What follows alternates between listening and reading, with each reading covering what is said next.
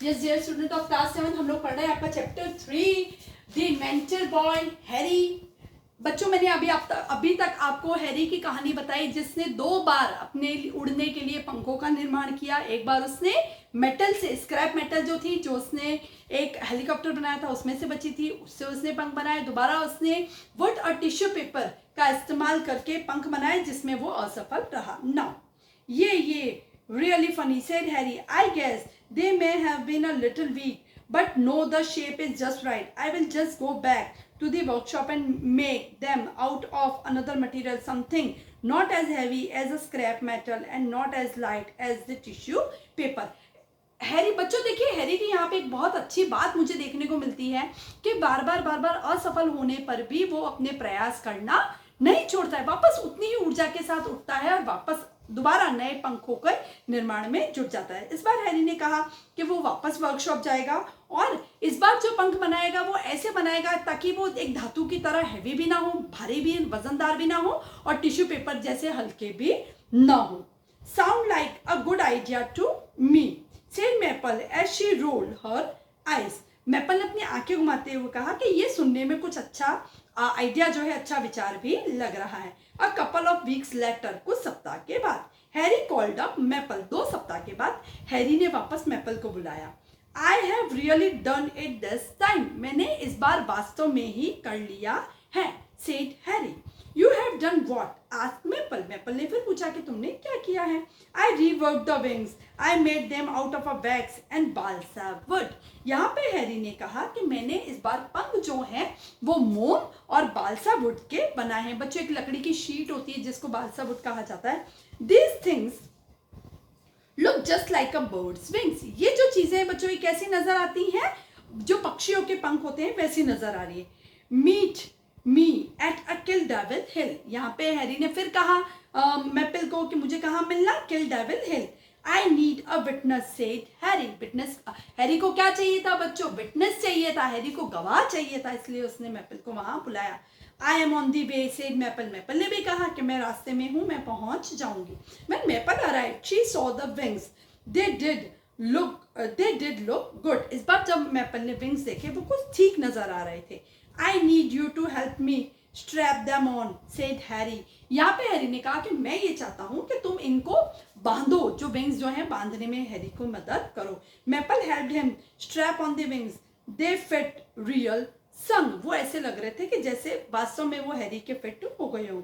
There was a hand under each wing on out near the tip for Harry to use to move the wings up and down and that went around his waist so that he would not fall off. इस बार जो Harry ने पंख बनाए थे बच्चों, उसके अंदर ऐसी व्यवस्था की गई थी कि हैरी अपने हाथ जो है अच्छे से फंसा सके और उन पंखों को, उसके अंदर एक बेल्ट भी थी जिससे कि वो पंखों के टिप पे, विंग्स जो उसके टिप पे थी, ऐसी बेल्ट बनी हुई थी ताकि उन पंखों को हैरी ऊपर नीचे, अप एंड डाउन कर सके, ऊपर नीचे कर सके जैसे पक्षी करते हैं बच्चों। एंड एक ऐसी बेल्ट भी थी ताकि हैरी जो है वो अपने कमर से बांध सके ताकि वो गिरे नहीं। Here we go, yelled Harry as he backed up and began running towards the crest of the hill. यहाँ पे वापस हैरी ने वैसे किया, थोड़ा सा पीछे गया और चिल्लाते हुए वो उसने वापस भागना शुरू किया पहाड़ी के नीचे के हिस्से की तरफ, पहाड़ी के तलेटी की तरफ, पहाड़ी का जो नीचे का हिस्सा होता है वहां तक। He didn't slow down and just as he got to the edge of the hill he started to lift up into the air। और इस बार हैरी जो था वो जैसे ही पहाड़ी से ऊपर की तरफ उड़ा बच्चों, वो उसने आसमान में उड़ना स्टार्ट किया, वो ऊपर की तरफ उड़ने लगा। He started to lift up into the air, वो ऊपर हवा में उड़ने लगा। He was flying, वो उड़ने लगा। ये हु yelled हैरी, खुशी के कारण वो चिल्लाते हुए हैरी चीखते हुए आवाज लगाने का। He flew and flew just laughing and hooting, वो हैरी जो था वो हवा में उड़ते हुए हंस रहा था और चीख रहा था। He flew higher and higher, Harry जो था बच्चों और ऊंचाई पे जाने लगा। He was really getting high now and he started to worry। अब हैरी जो था बच्चों आसमान में काफी ऊपर तक चला गया था, लेकिन हैरी को अब कहीं ना कहीं वरी, वरी यानी चिंता होने लगी थी। How do I land the wings, अब हैरी को लग रहा था कि इन पंखों के साथ मैं नीचे कैसे जाऊंगा, लैंड कैसे करूंगा। ही आस्क्ड हिमसेल्फ, और उसने अपने आप से ये प्रश्न किया। The question was about to be answered, ये जो प्रश्न था वो बिल्कुल इसका उत्तर होना चाहिए। ऑल ऑफ अ सडन, अचानक, ही notice that his wings were starting to melt, अचानक हैरी ने ये देखा कि उसके जो पंख हैं वो क्या होने लगे बच्चों, मेल्ट होने लगे। मेल्ट होने लगे मतलब क्या होता है बच्चों, पिघलने लगे। किससे पिघलने लगे, सूरज की गर्मी से।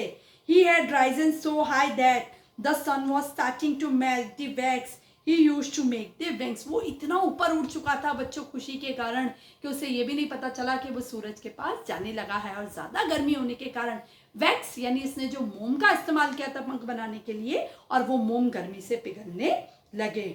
Pretty soon he had little tiny wings and he was flying about 100 miles an hour down towards the woods. अब pretty soon कुछ ही क्षणों बाद he had a little wings, वो पंख जो थे बच्चों अब वो छोटे रह गए थे, पिघल गए थे।